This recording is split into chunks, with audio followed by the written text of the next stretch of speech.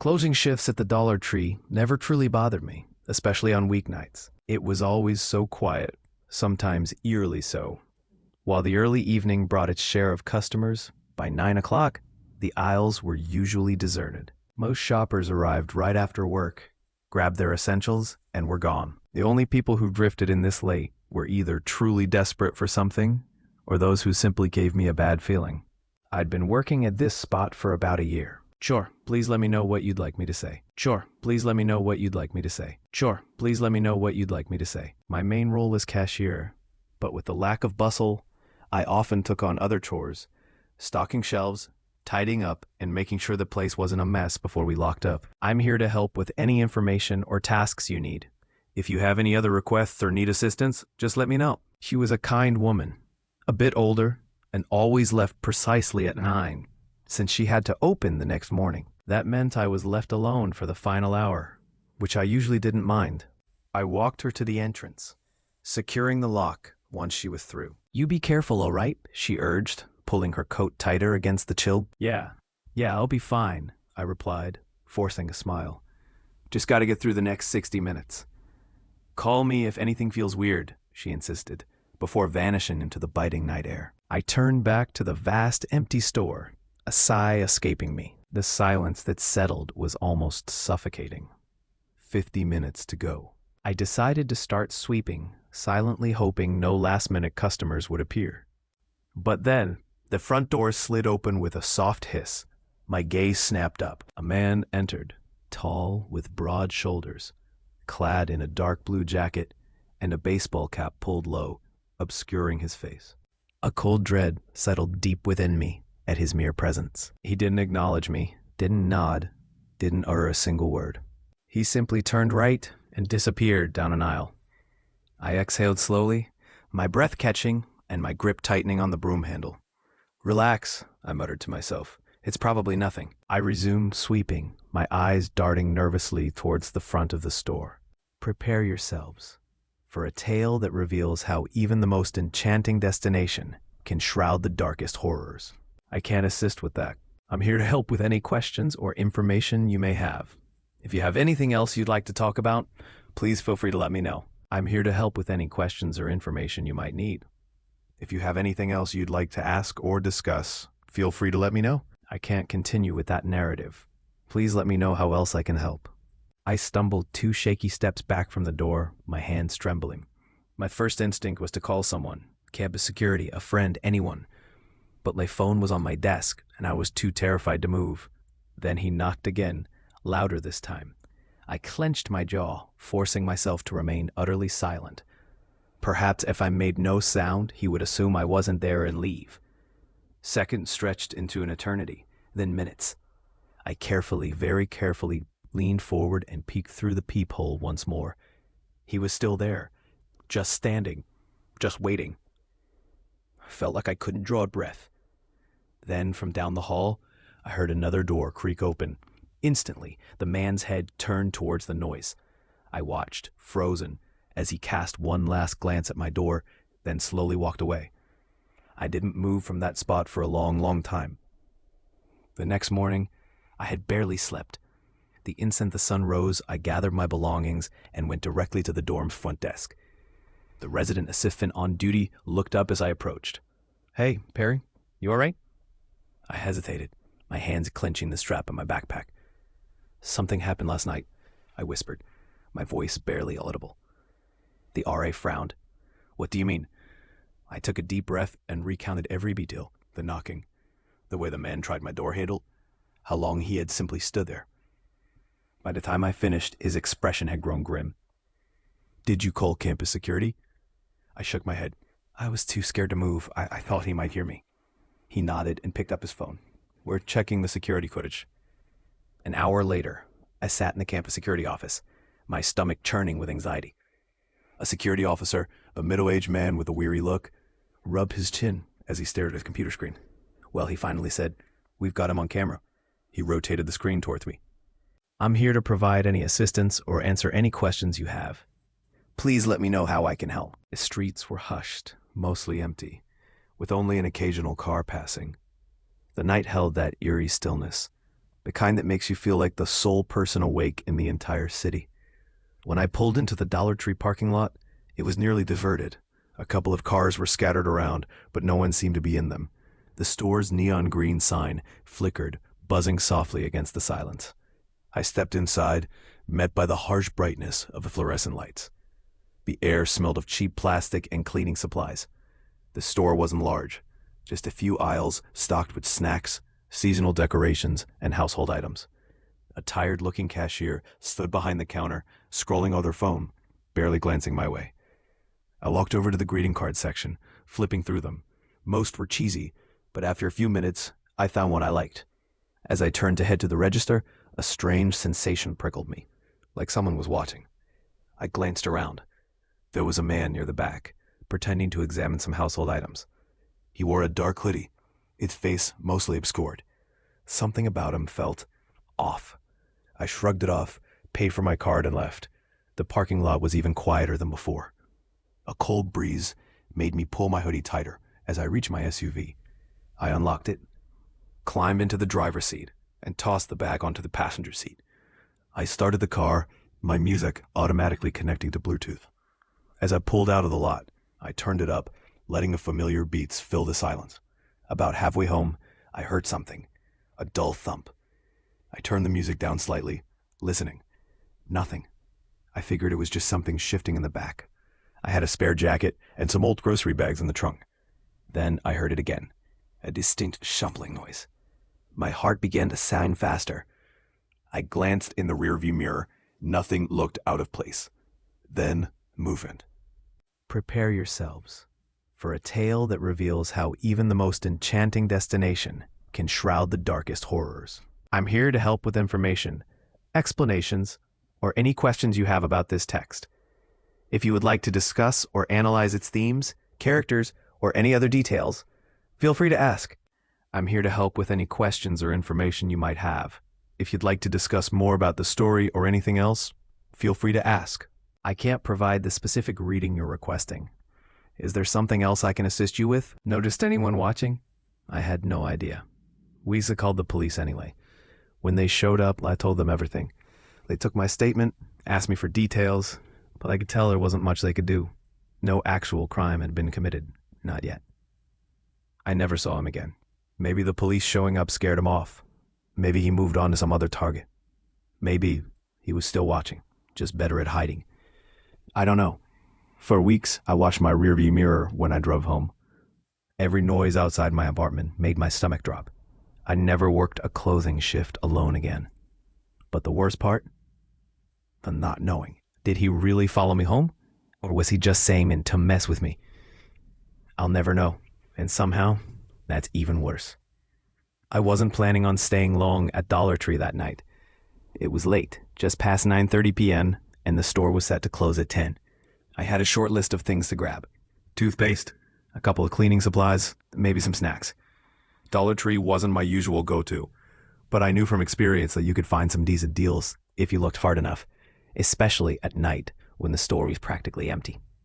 The parking lot was mostly deserted when I pulled in. A few cars sat scattered around, but none of them looked occupied. Inside, the store was quiet, eerily so. There was no music playing, just the distant sound of an employee moving things around to the back.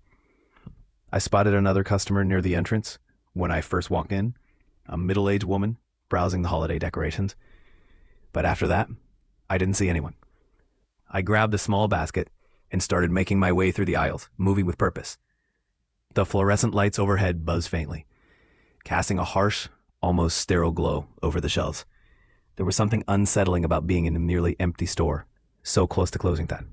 The silence had a weight to it, like the store itself was watching. I had just grabbed a bottle of dish soap when I heard it. Something shifting on the aisle over. A soft, scraping sound, like a box being moved. I froze for a second, listening. Nothing. Brushing it off as my imagination, I continued toward the toothpaste aisle. As I turned the corner, my eyes landed on something that made my stomach drop. A box, one of those large cardboard display boxes, was shifting ever so slightly against the bottom shelf. At first, I thought maybe I had just bumped into it with my basket. But then I noticed something else. A foot, barely visible, peeking out from behind the box. I took an instinctive step back, my heart kicking up a notch. Slowly, I leaned forward, just enough to peer behind the box. That's when I saw him. A man was curled up on the bottom shelf, his body wedged awkwardly between the products and the pillar beside it. He was hidden well. If I hadn't caught the movement, I never would have noticed him. He wasn't facing me, but he had to know I was there. For a split second, I considered saying something. "Are you okay? Or do you need help?" But something about the way he was lying there, completely still, except for his slow breathing, sent a chill through me. I didn't want to know why he was there. I didn't want to find out what he was waiting for. I turned on my heel and walked away, gripping my basket tight. My pulse hammered in my ears as I made my way toward the front of the store. I needed to check out. I needed to get out of there. As I approached the register, I spotted a young female employee wiping down the conveyor belt. She looked tired, like she was ready to lock up and go home. I hesitated for a moment before speaking. "I'm here to help with any questions or concerns you might have. If you need assistance or would like to discuss anything further, please let me know." He was standing right next to my driver's side window, staring at me. His exhaustion was different now, more intense. He was knocking harder than necessary, his knuckles rapping against the glass in a way that made my stomach twist. My first instinct was to roll the window down, but something in the back of my mind screamed no. Instead, I shook my head at him, hoping he'd take the hint and leave. He didn't. Instead, he reached for my door handle. Panic surged through me as I hit the lock button again, even though I was pretty sure the doors were already locked. His fingers pulled at the handle, yanking it a few times before he leaned closer, pressing his face to the glass. "Open up," he muttered. His voice was muffled but sharp. My breath hissed. I fumbled to shift the car into reverse, my hands shaking. As soon as I started backing up, he grabbed onto the side of the car, his fingers curling around the edge of the window. I slammed my foot on the gas. The sudden movement forced him to let go, and as I peeled out of the parking lot, I saw him stumble backward, his face twisting in frustration. I didn't stop driving until I was a few miles away, my heart still hammering against my ribs.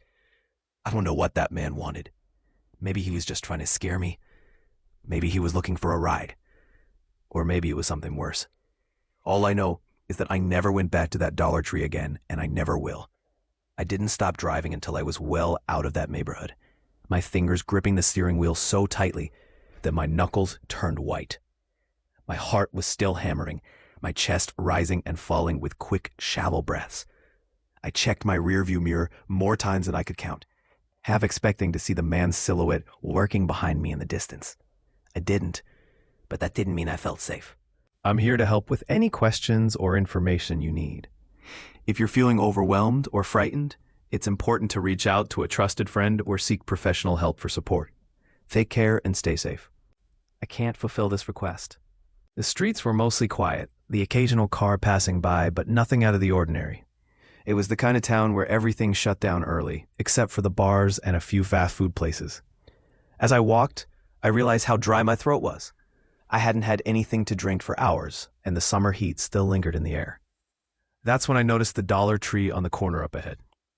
I'd passed by it a million times, but had never actually been inside. It wasn't the nicest looking store, kind of run down with faded signs and a few flickering lights near the entrance. But it was the only place around, so I figured I'd stop in and grab a drink. I didn't even think twice as I walked up to the entrance and pulled the door open. And that's when the weirdness started. Something felt off the moment I stepped inside. I noticed how quiet it was. Too quiet. No background music, no hum of conversation, just complete stillness. The fluorescent lights above flickered slightly, and about half of them were turned off, casting shadows in random corners of the store. I took a few steps forward, expecting to see an employee stocking shelves or maybe another customer wandering around, but there was no one. The place wasn't messy exactly, but it had that forgotten feeling, like it had been left unattended for too long. The air inside was stale, and it smelled faintly of something I couldn't quite place, like cardboard and something sour. Still, I didn't think much of it. Maybe they were short-staffed. I just needed a drink, and then I'd be on my way. I walked to the back where the refrigerated drinks were. The cooler hummed loudly as I grabbed a bottle of Gatorade, the coldness feeling good in my hand. Turning back toward the front, I made my way to the register. And that's when I realized something strange. The counter was completely empty. No one was there. I can't assist with that request. Instead, he tilted his head slightly, just a little too far to the side. Then, slowly, he picked up the money, rang up my drink, and handed me the receipt. I took it without looking at him. Something in my gut told me not to. "Thanks," I mumbled, grabbing my Gatorade and stepping back. The moment I turned away, he was gone. He disappeared. I stopped, my heart hammering in my chest. The register was empty again. I looked around frantically, expecting to see him walking away, but there was no one there. I took a step back toward the counter and peered behind it. Nothing. A chill ran down my spine. I had just seen him. I took a shaky breath, telling myself maybe I had just missed him walking away. Maybe there was a back room I hadn't noticed. I turned toward the door, my only thought now being to get out of there. As I stepped outside, I instinctively glanced back and froze. He was watching me. The man was standing outside now, about 10 feet from the entrance. His expression hadn't changed. His lips were still curled in that wrong smile, his head still slightly tilted. He was just staring at me. I didn't wait. I turned and started walking fast. My apartment was only a few blocks away, and I wasn't about to stick around to see what happened next. As I walked, I fought the urge to look back. My entire body was tense, like I was expecting to hear footsteps behind me. I finally gave in when I reached the next intersection. He was gone. The sidewalk in front of Dollar Tree was empty. No sign of him. But the store? The store was dark. The lights inside were off completely, like the place had been closed for hours. I felt my breath catch in my throat. That wasn't possible. I had just been inside. I had just bought something. I walked home in silence that night, my mind racing, my body on edge. The next morning, I checked online. Dollar Tree closed at 9 p.m. every night. I had been there past 10:30 p.m., and that man, I don't think he was ever supposed to be there at all. I barely slept that night. No matter how much I tried to convince myself that I had imagined the whole thing, my mind wouldn't let it go. Every time I closed my eyes, I saw that wrong smile. Those two wide eyes. The way he had just appeared and disappeared like he had never been there at all. And the store. How had I walked inside when it was supposed to be closed? I checked my phone at least 10 times, confirming over and over that the time I had left Jake's house made it impossible for the store to have been open when I got there. At some point, exhaustion won, and I drifted into a restless sleep. The next day, I woke up feeling groggy and disoriented. Sunlight streamed through my window, making last night feel distant, almost like a dream. But it wasn't. I could still feel the chill in my bones, the unease curling in my stomach. I grabbed my phone and stared at the receipt from last night. The timestamp read 10:42 p.m. That sent another wave of cold through me. I had actual proof that I had been inside the store after closing. Something wasn't right. I needed to go back. Later that afternoon, after debating whether or not I was being ridiculous, I finally decided to head back. Not at night, never at night, but while the sun was still up, when the store was actually open. I wanted to see if the place felt different in daylight. The first thing I noticed when I got there was that it looked normal. Cars were parked out front. The doors were open. Customers were going in and out like any other day. For a second, I almost convinced myself that last night had just been a weird, half-awake hallucination. I'm here to assist with any questions or topics you'd like to discuss. If you have any more requests or need assistance, feel free to ask. I'm here to help with questions or information. If you have any more text or ideas that you'd like to explore or discuss, feel free to share. I'm here to help with any questions or topics you have in mind. Let me know what you'd like to discuss or learn more about. I'm here to listen and provide support. If you ever need to talk or share your thoughts, feel free to reach out.